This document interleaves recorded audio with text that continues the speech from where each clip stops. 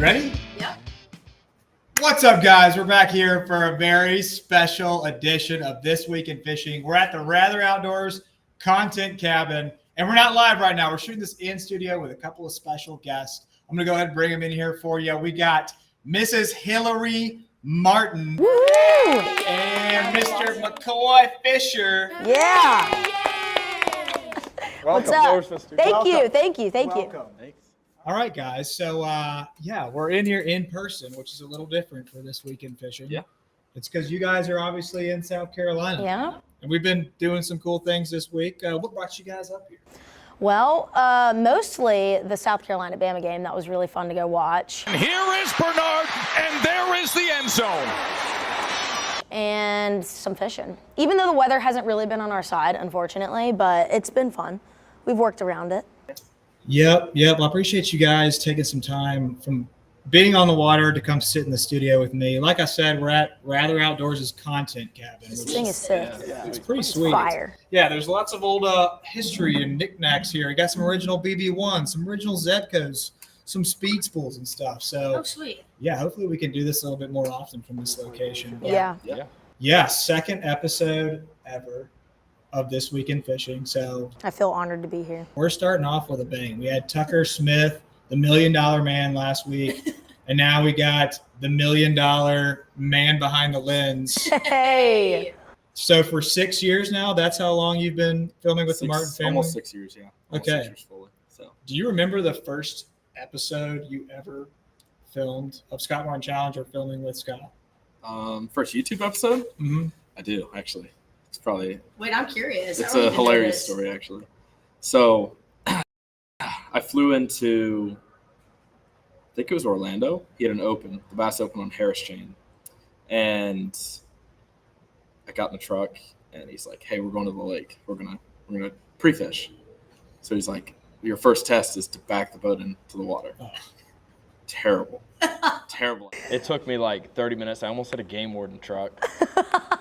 And like Oh, that's good. almost jackknifed it like 6 times. But I'm better now.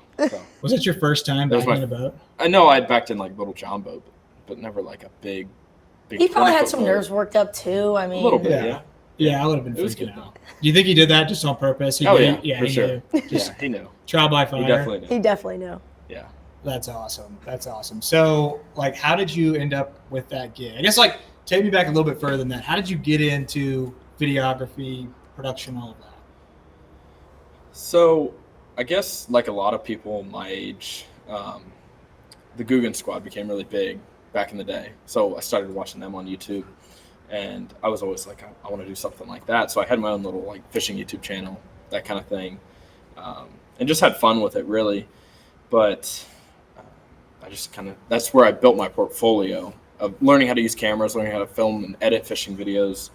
And then somewhere along the line after I dropped out of college, it was like, I kind of like being behind the camera. I started filming for some of my buddies, just like story pieces about like what they're doing in life and stuff like that. And the opportunity arose through Instagram, and I emailed Scott, he emailed me back, and kind of the rest is history. So you dropped out of school. Dropped out of school. Where are you in school? Slippery Rock University, just north of Pittsburgh. So little tiny school, but it was a good time. Were you studying videography? No, just business. Just business? I didn't want to be there. I was a little bit forced by my parents to be there. They said try it for a semester, and if you don't like it, then you can do whatever you want to do. But it was good. Well, and you're at the University of Alabama. Yes. Give me Alabama to break. Alabama. Yes, I am. How do you like your college experience? I like the college experience. It's fun. You know, fishing, hanging out with friends, having a good time. Always good. I will say that atmosphere in Tuscaloosa is unmatched because I've traveled to a few other universities as well, like even experience here in South Carolina, which I will say was incredible. It was a great experience. But I mean, I'm just telling you, Tuscaloosa, it's unmatched. Like there's nothing else like it. So it's a blast. Is the fishing team pretty good? They are good, yeah. I love all the boys on there. They're great. So you obviously started. Do you remember the first episode of Scott Martin Challenge that you were in? No. I do remember one TV show When I was really young, I was with my sister. We took a bunch of shiners out on Lake Okachobee, and we caught a bunch of big bass. I was freaking out the whole time. Me and Amelia were competing. I was like, mine's bigger, and she was like, no, mine's bigger. And we were probably like, I don't even know, 6 or 7, maybe. So it was that was probably the first episode I remember of his TV show. 6 or 7. All right, let's not do that. Crazy. Can't edit that out. Yeah, no, that's in there. Yeah. So your sister Amelia, she's a pretty good angler too, I understand. Yeah, Arguably she usually better. beats me. Okay, Really? okay, come on now. No, Cast to fish ratio is way better. yeah, I will say. I mean, I'm not gonna lie. I'll give her that. She's good. She's got it. She's got it for sure. knew But she about doesn't four really days. she doesn't really love the freshwater side of fishing. She loves the saltwater side. She'll get out on that Freeman and take it down in the Keys, and we'll go out, and she'll absolutely be along for the ride for that. But you've always loved it. You've Yeah, always been yeah, oh yeah. by it. Ate up. My dad always tells this story. One time we were on Okachobee, and I was young. I was probably 11 or 12, I want to say. And we were out there. It was a colder day. We were flipping. The spawn was happening, and we were flipping just all day. And he was catching them up pretty good. I had a lot of missed opportunities. I didn't catch a single fish that day. I just couldn't get the bites, and then when I did, I didn't really take my opportunity correctly, and I missed them or whatever. And he would always say, like, whenever I got off the water, and I remember it pretty well, but when we got off the water, I was like, I want to go back out tomorrow. And it was like all day, no water. It was kind of cold, or maybe it was hot. Actually, I don't know. But anyways, it was a brutal day, and the next day I was like, I want to go back out. Like, I want to go. Redemption time, you know? So, yeah, that's a story he always tells. That's how you know. That's how you know if you really ate up with it or not. That's what he says. He knew from that day. He was like, from that day, I was like, you're ate up with it, so. So you filmed with your dad, obviously we're in a lot of his content, and then you kind of branched out and sort of got your own brand, your own voice going. I mean, do you remember sort of that transition? Like, were you ready to sort of start doing your own stuff? Like, Yeah. When Oh, did that yeah. happen? I would say when I started the high school tournament stuff, whenever I started to really post much better content on my YouTube. Before that, it was like pond fishing adventures, and like I would go on the lake sometimes, but pond fishing, canal fishing, just like small stuff that I would do. But whenever I really started to branch out, I feel like that kind of spark hit whenever I got to high school and I was fishing the high school tournaments and stuff. So that was more like my big step. Awesome. Well, and you film with both of them now. Scott, Yeah. Hilary, who's more dramatic? Like what? Like, well, I'm gonna throw a day on the water. Which one's got you more exhausted at the end of the day? Probably Scott. There we go. honestly. Just from the aspect that he just doesn't stop going. He just wants to stay out there. One more fish, like make the show better all the time. That's his mentality, and it's exhausting. Early mornings and late nights. So, and then after you get off the water, you go back and dump all the footage. You edit a little bit. It's exhausting. She's a little more laid back. I like let him filming with fish. Hilary a little better. I let him fish. Yeah, he It doesn't. was more like epic crash outs. I might take that title lately. I don't know. I don't know. Being on the road with your dad for 5 years, I've seen some crazy, He's crazy. crash outs. I haven't really seen too many from you. Yeah. Yeah, I guess my dad does. He does crash out a little bit. Probably. This- I think Scott takes the This might be a good spot where we would throw in like a video of a crash out that McCoy's got somewhere. On the hard unseen footage. Unseen footage, yeah. No, I don't know if I can do that. So McCoy, I'll ask you first. Like, you guys filming together, is there a trip or a shoot you guys did that you're like the most proud of as far as the content that came out of it? That's a tough question. Or just a fun shoot that you're like, I'm going to remember that forever. Probably the Amazon. I was pretty proud of those videos, although we didn't catch like any giant fish. It was like a 10 or 11 pounder was the biggest. And you hear about the 25 pounders. That or any of the international stuff, like that's like my bread and butter. I love doing that stuff. We go to Portugal, Italy for the international events. Those are, I'm always pretty proud of those just because of the different aspects of just not being in the U.S. and the lakes. I think it's more special. Yeah. So Have you sort of noticed, like, I mean, obviously you started out, sort of got thrown to the fire there right off the bat, back in the boat and everything. I mean, how has it sort of changed? Like, I mean, obviously you've gotten better at editing, better at the filming side of it. You've told me actually, and I'm probably transitioning to a different question here, but you've sort of told me that your passion is on the editing side. Yeah, I would say it's more on the editing side. I like the filming side. Obviously, you have to do both if you want the product you want, but yeah, the editing side is definitely better. So what would you say to the people watching this that are, they would love to one day be able to work with a guy like Scott or with Hilary or with a high-end content creator or making their own content? I mean, what sort of advice do you have for people that are just getting started? I mean, I tell a lot of people you just don't worry about what gear you have. Just kind of start. Just use your iPhones. I mean, iPhones take great videos these days, and start with your own stuff. That's the easiest, or someone in your family.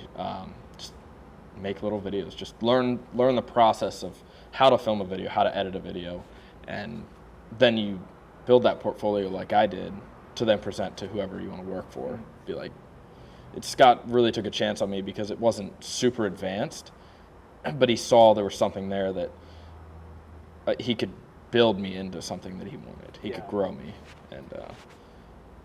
and the ability to learn, the work ethic, learn on your own is a big deal for sure. And Scott sort of is the OG when it comes to like vlog style content. I mean, is that something that you guys sort of implemented like kind of around the time that you started, or was he sort of already in that flow? I think he was already doing that. He like had the vlog series, and then like he called it the web series. We never really kept doing that. I think that was a little more higher produced YouTube stuff, kind of like the TV stuff, but he was still doing the vlog stuff, or before I was there. Okay. If that makes sense, yeah. Okay, so both of you guys have now filmed with Scott for a long time. I mean, I'm sure there's lots of lessons, things that are like, you should do this and you shouldn't do this. What's a lesson, takeaway, something that you've learned from Scott that's a part of your game now? I could go. All right. I'll let Hilary start on this one.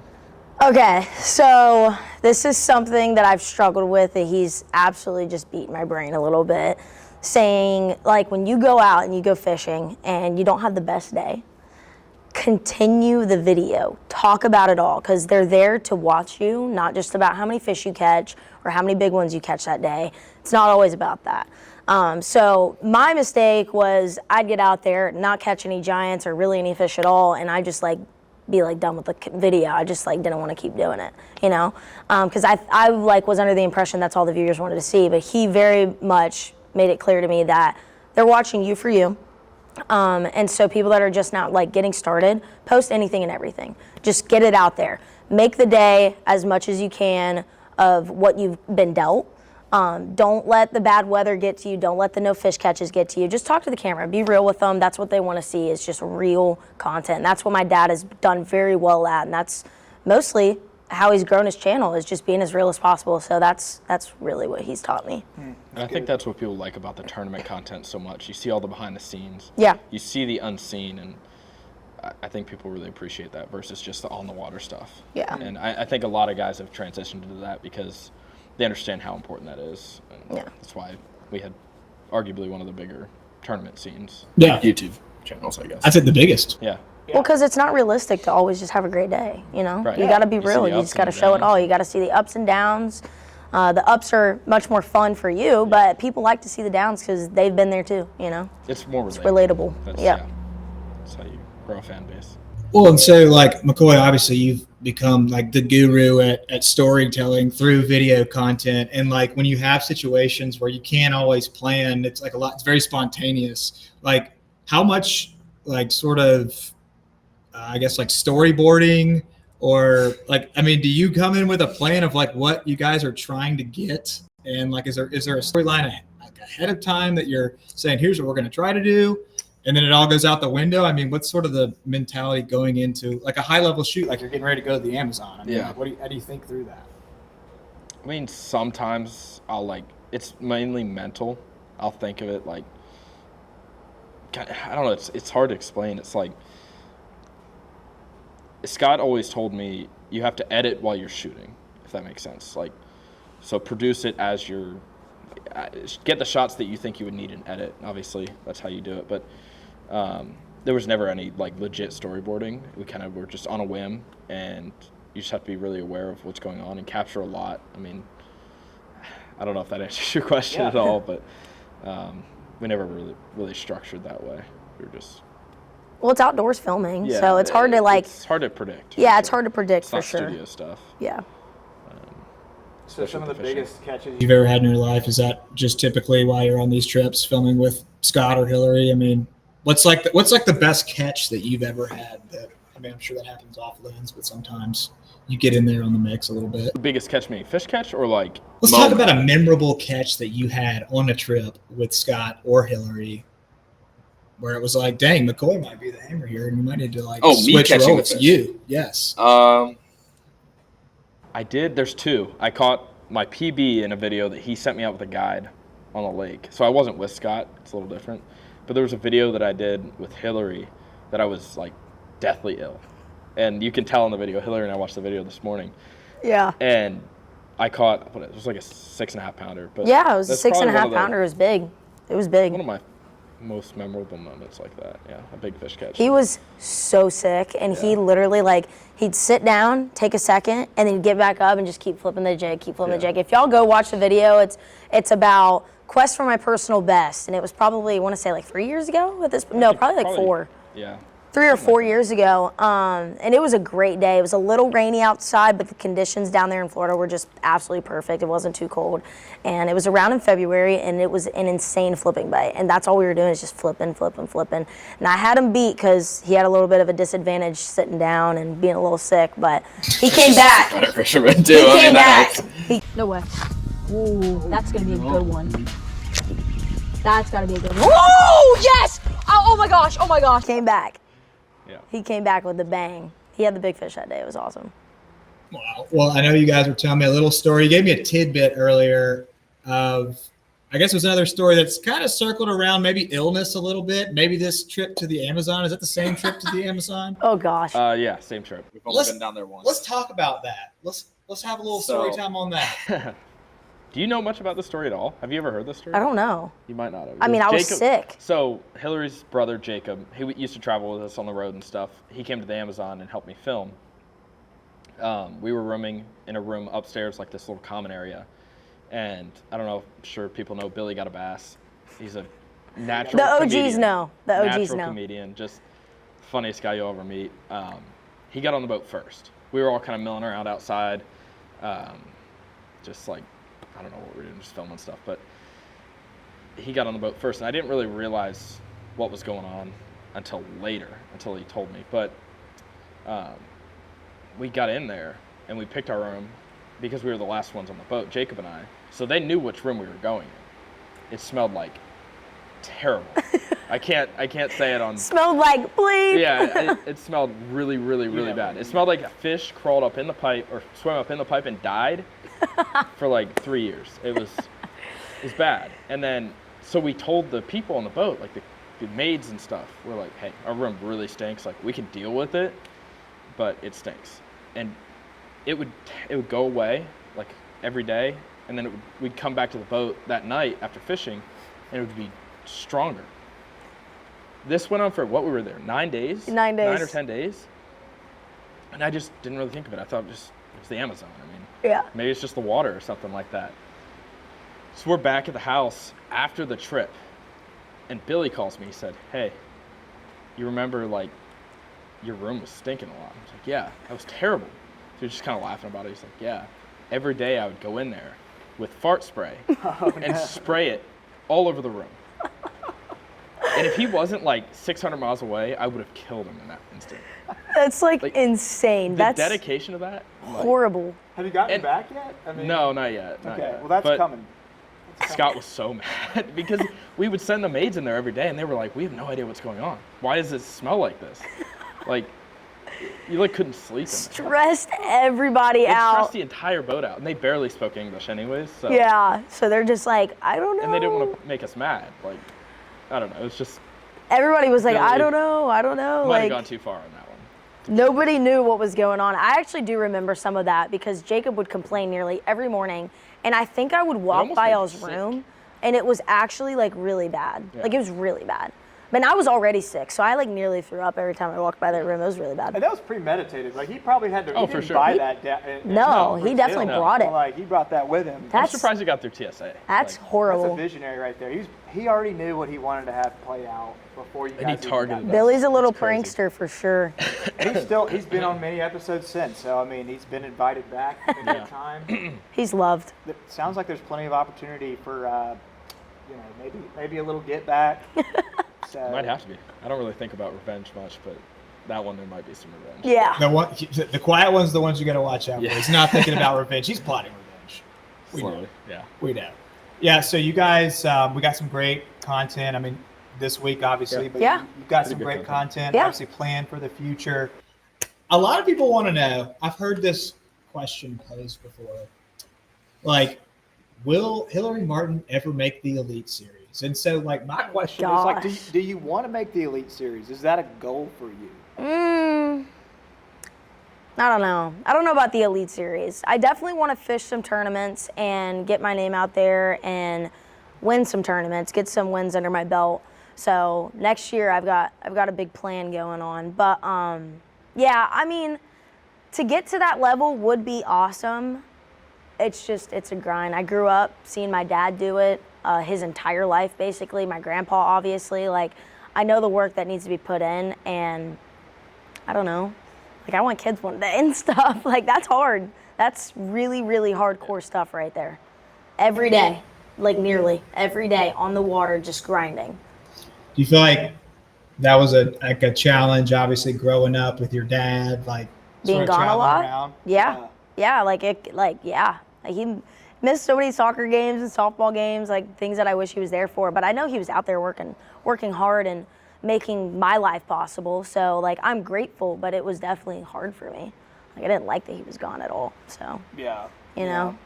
Well, I mean, but yeah, obviously, like you said, it's sort of, he's kind of laid not just obviously providing for the family, but sort of laying the groundwork for Yeah. kind of what you're doing now. Yeah. I mean, like, The desire is there for sure. It's just, it's a long process that I would definitely, it would be worth doing. It's just, I don't know, still like back and forth on it. Like, you have to be all in if you want to do that. And I'm not all in yet. So if my mindset gets there, I definitely think it's possible. It's just got to get there first, you know? yeah. And you're fishing a couple of trails this year. I know you're going to announce some of that later Yeah, on, but it's yeah. going to be really exciting. So Yeah, you I got kind a of, big year of 2026 ahead, so I'm super, super excited to kind of start, get some trailblazing going, and maybe after that, once I start to really just seriously tournament fish a little bit more, the desire will start to kick in. But I really just want to, gotta start small.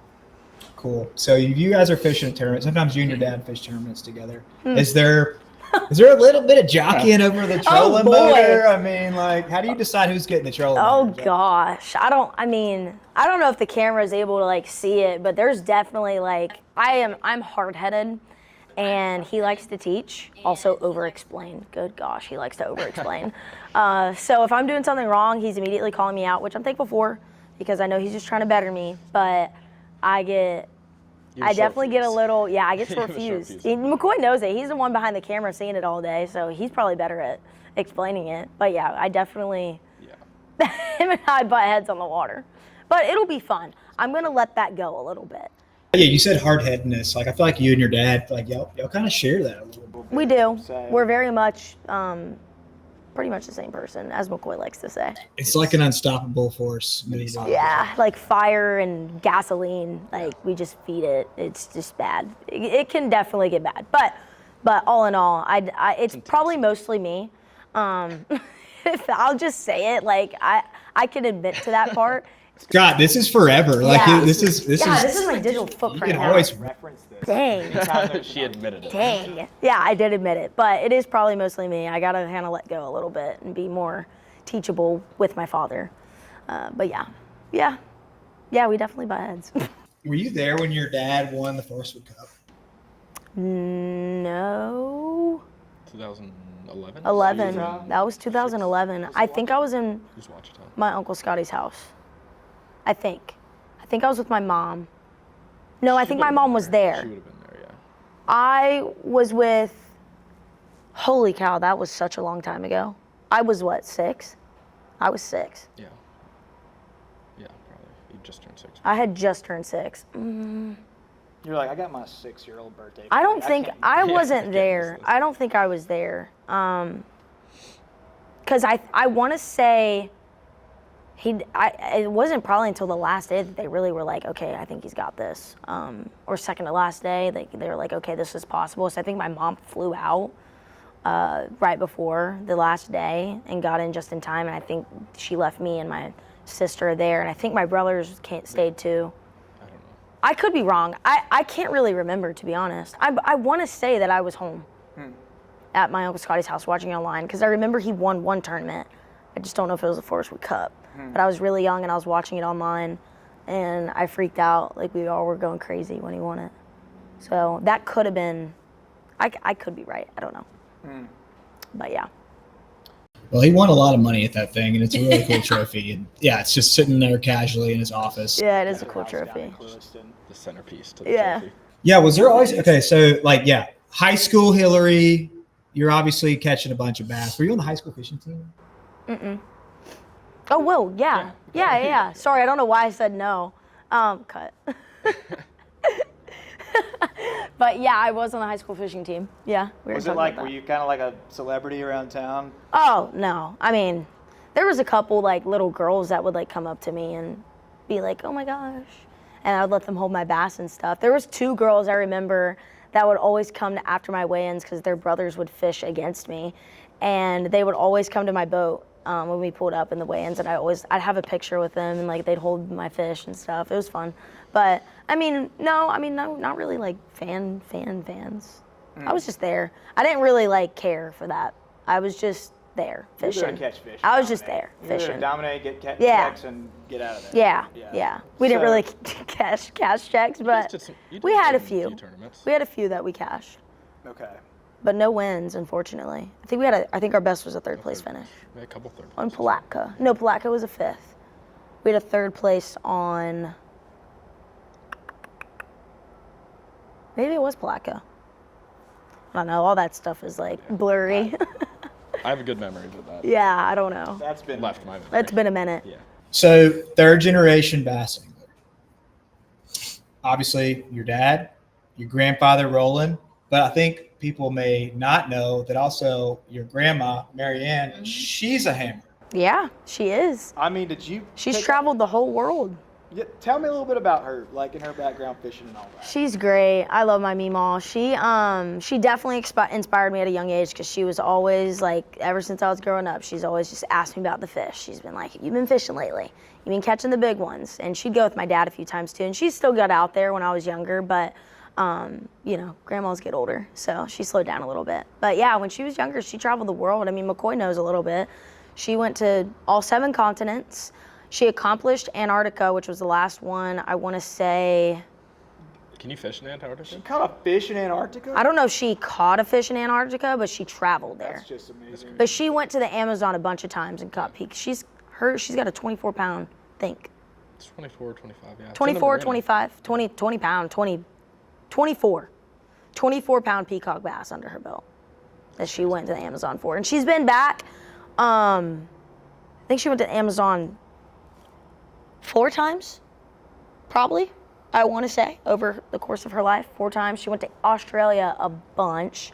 I know she fished in Australia. I don't know what she caught, but she's definitely an avid fisherman, and she loves to travel the world. That's her favorite thing, is just getting to travel. Well, she was the first female ever featured in Field and Stream magazine, too. Really? Yep. I think that was 50 years ago, like this year, which is pretty Yeah, wild. 50 years ago this year, she was Field featured. and Stream's come back too. Field and Stream is back. Yeah. Hey, Field and Stream, sponsor this podcast. Yes. Field and Stream We is know back. you can do it. Morgan Wallen, Eric Church, I know that you guys can figure out. Yeah, they're going to come on this podcast, right? Right? Yeah. Hillary says she wants you on. Yeah. So, Morgan Wallen? Yeah. Eric Church? Yeah, they own Yeah. Field and Stream now. Yeah. pretty cool. crazy. Pretty That cool. is crazy. I didn't know that. I remember that. So one of the most epic tournament wins in recent memory, probably all time, is your dad's win on Okachobee. and that was 2 years ago. Yeah, 2 years ago. Yeah, my And- freshman year of college. Yeah, I remember like Scott had just signed with Luz, and then it was like one tournament in, he's like 1-0. Yeah. So that was pretty cool. Yeah. And the way that he won it, he kicked everybody's butt. What a day. What an absolute day. It's surreal. We'll go to the law. Okay, thank you. Good job, Scott. Thank you. Just unbelievable, really. I don't even know what to say, man. And he caught significantly more than everybody every single day. Yeah. And the weigh-in was at the same ramp that I'm trying to remember the story. I think it was the first time. Yeah, your grandfather won a tournament there, and your dad was watching your grandfather win that, and he was kind of like them to really do it full time. Yeah. But also, your grandma had just won a tournament with like a 25-pound bag like the day before that in like a women's tournament. Yeah. And the time frame of my grandpa. Yeah. Yeah. That's crazy. Pretty crazy. I think it was the first time Bassmaster had been back to Clewiston. That was the first time since it was like 30 years or something. Wow. And Scott wins that The tournament. out of Opens. Clewiston. Yeah. That gives me chills like right now. I mean, I don't know if people can like appreciate just how epic of a win that was. 'Cause, I mean, it was like to win it by much, like was just. And it's his home pond, you know, he's fished out there his entire life. So it was very, very special for him. And it was honestly very special for me too, because I was fishing a tournament the same time he was. And I wanted to be there so bad because, I mean, we saw it. He was blowing it out the water every day. I was like, he's going to win this thing. Like, I knew it. And I wanted to fly home for it. And I couldn't because I had my own tournament, a college derb down there in Guntersville. And we didn't win. I wish we would have, but we did. I did catch a huge fish. I caught a 7-pounder What'd you catch it on? on the Strike King Hybrid Hunter. Nice. Yep. Or wait, might have been the Thunder Cricket, actually. I was throwing both. I think it was the Thunder Cricket. I caught it on either the Thunder Cricket or the Hybrid Hunter. She catches too much. But we were Forgets, yeah. we were fishing grass, so I was throwing around the Hybrid Hunter, and then I think I picked up the Thunder Cricket, and I caught it on that. But anyways, I caught a 7-pounder, and it was just an absolute kicker. First fish of the morning, first fish in my brand new Skeeter. So a lot of milestones happened that day. And then I got home from the boat ramp, and he's holding up the trophy, and I'm like crying. I'm like, I wish I was there. It was so awesome. But We'll reference your question earlier about one of the most, like, my favorite videos or my favorite series. It's got to be that, actually. yeah. I, in a way, kind of forgot about it, but Yeah. it was super cool to be there. And to be able to document the entire process through practice. Like, that shows his work ethic. He found that spot, that little spot where he won the tournament, the last 30 minutes of practice. Yeah. Like, you had to be off the water by Literally. noon. It was 11:30. He was out there. We talked about that last day and the first day just being like spiritual, where it was like he just felt like he was just sort of guided where he needed to go, and that like.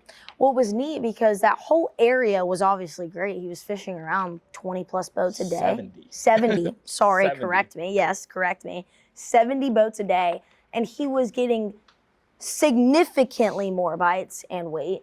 And it was in just that zone. So that's where he really felt like God had helped him on that. Because that's just like a needle in a haystack type find. That was insane. And he just sat there, power pulled down, moved probably 10 feet the entire time, and just cracking them. So it was crazy. Very cool story. Well, I know he's got more epic stories to come, and we'll Maybe have to Scott get him. needs to come on the podcast. Yeah, He needs to. Well, actually, I was going to get him on this one, but it was just we're all here in person. So Yeah. we'll have to either get him out here to Carolina, or we'll do this again. I'd like to have you guys on Absolutely. as regulars. Yeah. That'd be awesome. But all right, leave the viewers with a message here on, whether it's female anglers, male anglers, young anglers getting into the sport that want to get to your level, either as a competitor or as a content creator. What advice do you have for them? Okay. So really the best advice I can give is just with my own experience, which is just getting out in the water. Really, I grew up doing it, and you don't necessarily have to grow up doing it. You just need to have the effort, have the mindset. Just get out there. Go get your line wet and figure it out. And honestly, the best days that I've learned the most is the days that I failed. That's 100%. It's not the best days on the water. It's not when I catch the most fish. It's when I catch the least fish or I don't catch any at all is where I really learn the most. And that is just time on the water. So getting time on the water, and any girls out there that are trying to do content as well, is just film it. Just turn the camera on. Literally, you don't have to get all like technical with it. Just turn the camera on and film. Yeah, just capture everything you can, and you can edit it up as you want, but just literally hit that record button and go from there. That's really all I do. That's awesome. Yeah. McCoy, any advice you want to leave for young anglers, old anglers? Any fishing advice? I'm not a very good fisherman. So. Life advice? Life advice? A work ethic's going to get you a long ways. I mean, just working hard all the time. And I think I wonder it's if the audience can pick up on this massive rain. We're in a metal warehouse right now, so if you can hear this white noise in the background, it's not white noise, it's rain. It's monsooning outside, guys. Well, this has been a lot of fun. This has been a great Thanks for time. having us on. Appreciate you guys taking the time to do this. We'll definitely do it again, and yeah, I feel like I learned a lot today. Well, good. This has been good. So we'll close it out. This Week in Fishing, guys, episode 2. Make sure you go back and watch episode 1 if you haven't, with the $1 Million Man, Tucker Smith. And we've got an exciting episode next week with Patrick Queen, linebacker for the Pittsburgh There we go. Steelers. He's going to be previewing the LSU Alabama game. So we might have to have you guys back on for that. And That we're would be gonna have awesome. some other Alabama ex-fishermen as well. Get a little smack talk going as we look forward to Alabama and LSU playing each other. It's going to be a good game. So yeah, This Week in Fishing, that's a wrap. Thanks for watching, and we'll see you next time.